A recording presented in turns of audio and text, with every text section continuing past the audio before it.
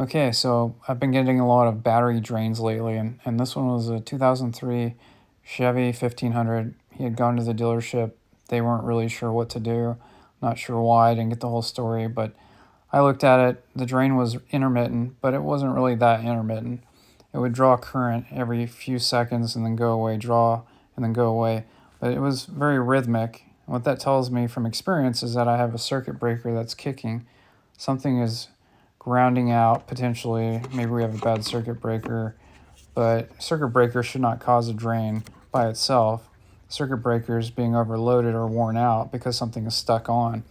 So what has a circuit breaker in a vehicle? You have power seats, power windows, uh, basically the window motors and seat motors. Usually that's about it on a modern car. Cigarette lighters back in the day sometimes had possibly a circuit breaker, but I think that was pretty short-lived.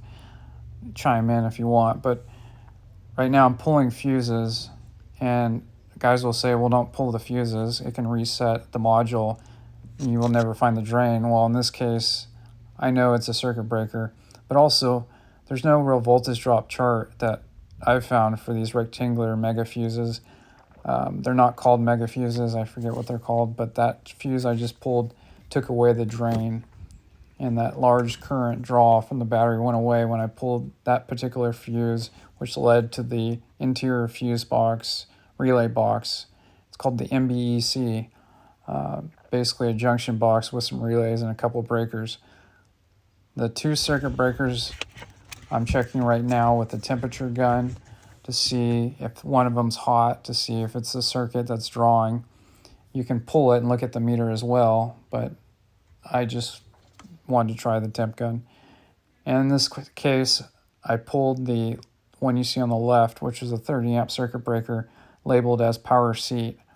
All right, so at this point, we know after pulling 30 amp breaker for the power seat, the drain went away.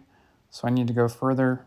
I checked the seat motors with the temperature gun, and the rear seat motor adjuster was a really high temperature compared to the others, the other two. Right now I'm checking the rear seat adjuster motor, and it's got power. It's not being applied with the switch, or I'm not applying it, and you see it has power. That's not okay. So it has power and ground, so it's operating when not being forced to operate at the switch. So we can go back, trace it back.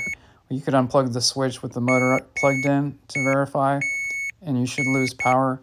But at this point, I go and look at the power seat switch on the driver's side there. And when I do, I can see that it's stuck down, looks to be stuck down from dust or dirt. Because when I grab it and wiggle it, you can hear the power probe come and go. So the power seat switch is basically defective.